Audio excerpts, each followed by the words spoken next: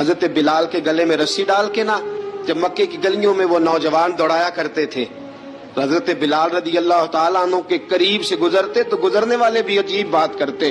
कोई कहता जरा और कलमा पढ़, कोई कहता बुलाब अपने खुदा को तुझे बचाए, कोई कहता बिलाल तुझे क्या जरूरत पड़ी थी ये सारा कुछ करने की।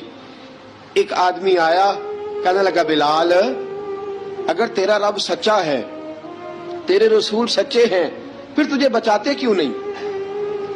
फिर तुझे बचाते क्यों नहीं?